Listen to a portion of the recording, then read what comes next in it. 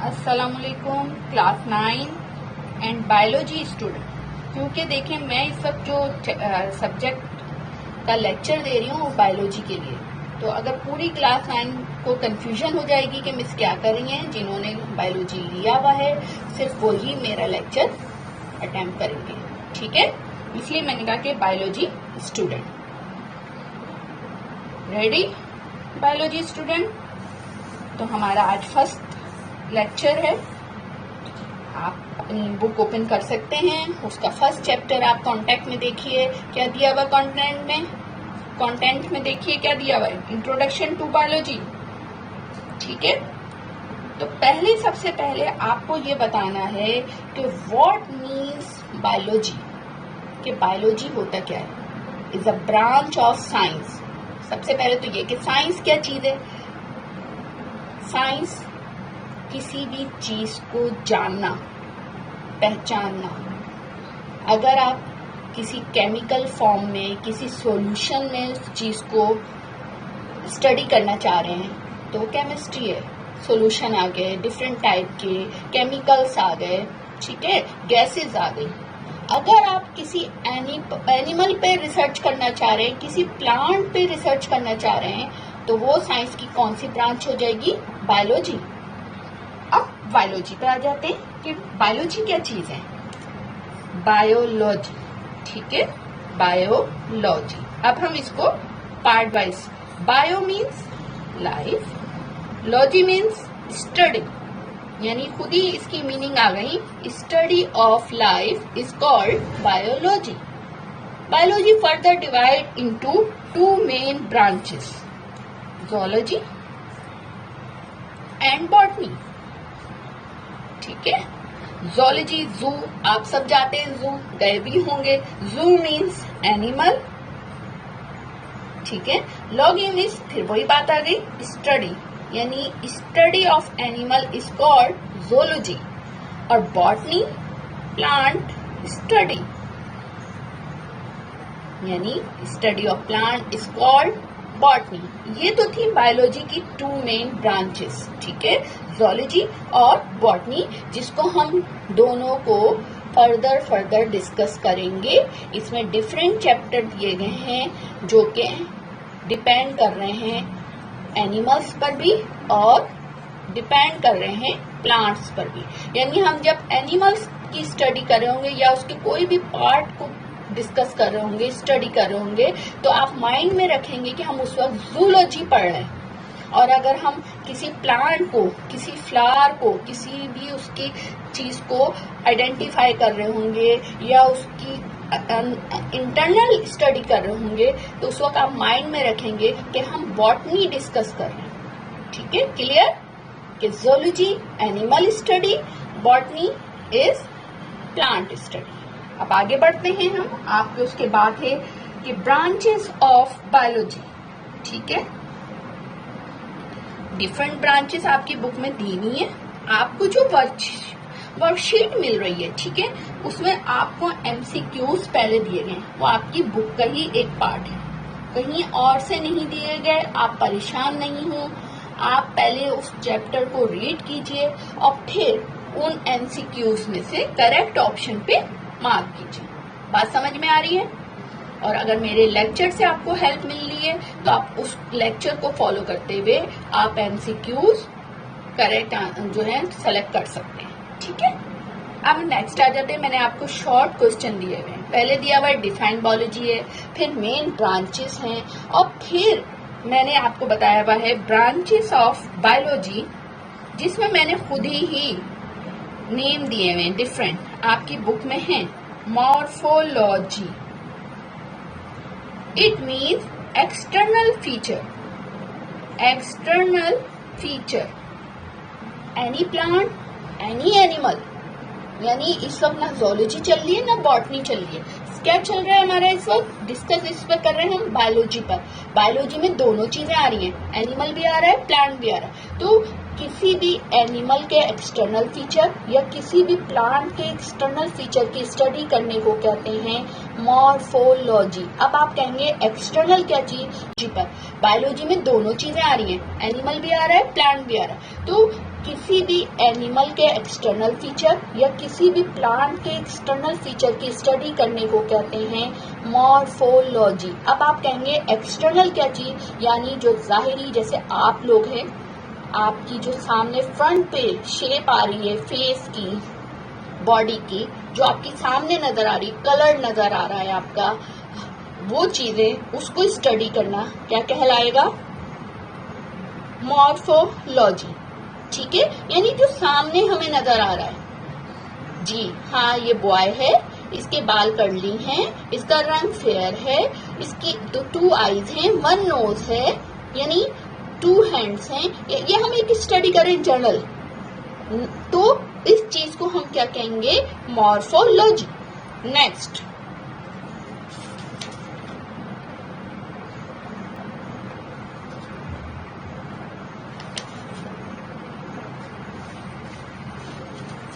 अब आप डिफरेंट आपको दी हुई नहीं है मॉर्फोलॉजी। नंबर 2 आपको दी हुई है एनाटॉमी। एनाटॉमी, एना मीन्स अप हो गया और टॉमी मीन्स कट। क्या मतलब? जो आपको कोई भी चीज, any animal, any plants, anatomy के लिए ज्यादातर हम स्टडी करते हैं प्लांट्स पर। हम कोई भी प्लांट्स ले लेते हैं, उसका हम रूट ले लेते हैं, अब पोर्शन उसका कट डाउन कर देते हैं, अब फिर हम अंदर उसकी स्टडी करते हैं कि इसमें क्या टिश्यूज हैं, कितने सेल्स हैं, या क्या अंदर उसके हमें नजर आ रहा है, तो उस स्टडी को कहते हैं, यानी इंटरनल स्टडी। मॉर्फोलॉजी क्या थी? External study. एनाटॉमी क्या हो गई? Internal study of animal and plant. This is called anatomy. ठीक है, समझ में आ रही है बात?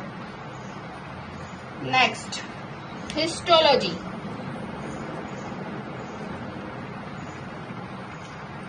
हिस्टोलॉजी माने हिस्टो क्या हो जाएगा? टिश्यू, यानी लॉगी वही स्टडी, यानी टिश्यू की जो स्टडी होगी, any animal, any plants, this is called histology, यानी टिश्यू।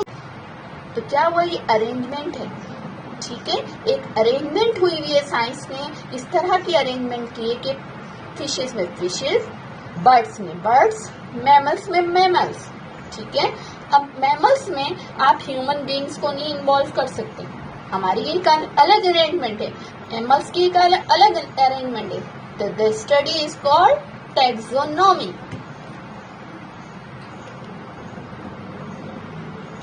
अच्छा जी, ये आपको दी जाएगी वर्कशीट, उस पे आपको इसी तरीके से इसको डिफाइन करना होगा और इसकी डेफिनेशन आपकी बुक्स में दी गई है, आप वही एज इट इज आप वो डेफिनेशन उठाकर अपनी वर्कशीट पे राइट डाउन करेंगे। ठीक है, नेक्स्ट मेरे पास जो टॉपिक है वो है बायोलॉजिकल मेथड, जिसमें मैंने कहा है कि इसको ग्राफिकली आप डिस्क्राइब कीजिए, यानी मैंने उसका रिटर्न नहीं मांगा है, हालांकि क्वेश्चन आता है, ये लॉन्ग क्वेश्चन है असल में और मोस्ट इम्पॉर्टेंट क्वेश्चन है। ठीक है, अगर आप इसको एयर वाइज देखें तो ये लॉन्ग क्वेश्चन है और मोस्ट इम्पॉर्टेंट क्वेश्चन है, लेकिन क्योंकि वर्कशीट में अगर हम आपको देते हैं तो बहुत डिटेल में चला जाएगा, आप इसको सॉल्व नहीं कर पाएंगे। ठीक है, तो आप इसको बुक में ही मार्क कीजिए और जो मैंने क्वेश्चन का आंसर मांगा आप उसको, ग्राफिक का मतलब क्या है? एक होता है ड्रॉ द लेबल डायग्राम, उसका मतलब होता है कि आप किसी भी डायग्राम को ड्रॉ कीजिए, जबकि ग्राफिक मीन यानी आप फ्लो चार्ट की हेल्प से उसको शो करेंगे। तो बायोलॉजिकल मेथड स्टार्ट कहाँ से हो रहा है? एक साइंटिफिक मेथड है जिसको हम अपनी प्रॉब्लम को जब मतलब रिजॉल्व करने लगते हैं तो इस बायोलॉजिकल मेथड को यूज करते हैं। कैसे कर यूज करते हैं? यानी एक हम एग्जाम्पल ले लेते हैं कि हमने इसके लिए मलेरिया की एग्जाम्पल ले ली कि मलेरिया होता कैसे है। तो सबसे पहले हम ऑब्जर्वेशन करते हैं। ठीक है, आप यूं करके यूं बनाएंगे ऑब्जर्वेशन, यानी ऑब्जर्व करते हैं कि आया कि ये पेशेंट मलेरिया ही का है या कोई और सिम्टम्स हैं, सिम्टम्स देखे जाते हैं। ठीक है, नेक्स्ट हाइपोथेसिस। क्या मतलब हुआ हाइपोथेसिस का?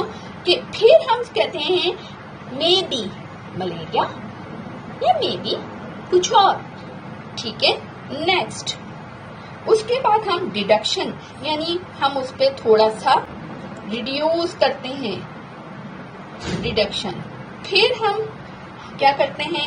एक्सपेरिमेंट। एक्सपेरिमेंट के लिए हम क्या करेंगे? लैब में जाएंगे और अपना ब्लड टेस्ट करने के लिए देंगे। पेशेंट का जो ब्लड है उसको लैब में टेस्ट करने के लिए देते हैं, इसको कहते हैं एक्सपेरिमेंट। क्या आया कि हमें कंफर्म हो जाए कि इस पेशेंट को मलेरिया है या नहीं है, या जो हम समझ रहे हैं।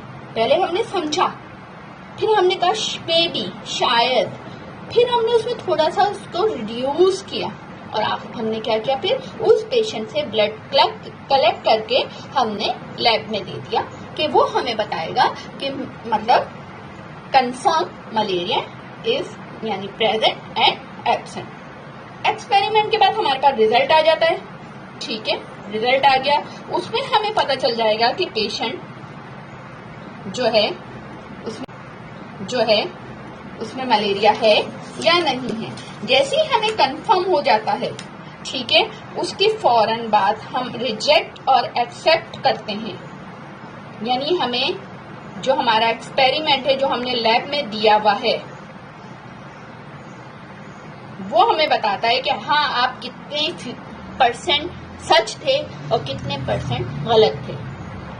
अगर गलत था तो रिजेक्ट कर दिया, अगर सही थे तो एक्सेप्ट कर लिया, और फिर उसकी थ्योरी बन जाती है जो मैं और आप पढ़ते हैं कि हाँ प्लाज्मोडियम एक वायरस है जो कि मॉस्किटो के बाइट करने से हमारे ब्लड में शामिल हो जाता है, ट्रांसफर हो जाता है, और फिर उसके जरिए हमारी बॉडी में वो सिम्टम्स आ जाते हैं जिससे शो हो जाता है कि मॉस्किटो के बाइट करने से वो जो प्लाज्मोडियम वायरस था वो हमारी बॉडी में एंटर हुआ, और फिर जो है वो डायग्नोस हो जाता है कि हाँ हम मलेरिया पेशेंट हैं।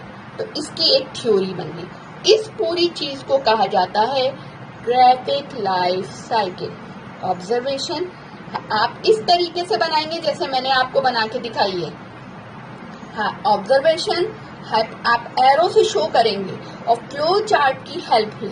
जो फ्लो चार्ट की हेल्प से बनता है साइकिल, उसको कहते हैं ग्राफिक लाइफ साइकिल। आप देख रहे हैं, नजर आ रहा होगा आपको कि मैंने एरो से शो किया हुआ है और एक डब्बे से यानी रेक्टेंगल से बनाए हुए और उसके अंदर मैंने उस चीज को लिखा हुआ है। Observation, hypothesis, deduction, experiment, result. Result को मैंने 2 ब्रांचेस में डिवाइड कर दिया है, रिजेक्ट एंड एक्सेप्ट। और अगर इन दोनों में से जो भी कंफर्म होता है उसको हम आखिर में कर देते हैं थ्योरी। यानी अब ये थ्योरी हो गई कि जी हाँ कंफर्म है कि प्लाज्मोडियम से ही मलेरिया जो है वो डायग्नोस होता है और फिर उसकी ट्रीटमेंट होती है। नेक्स्ट,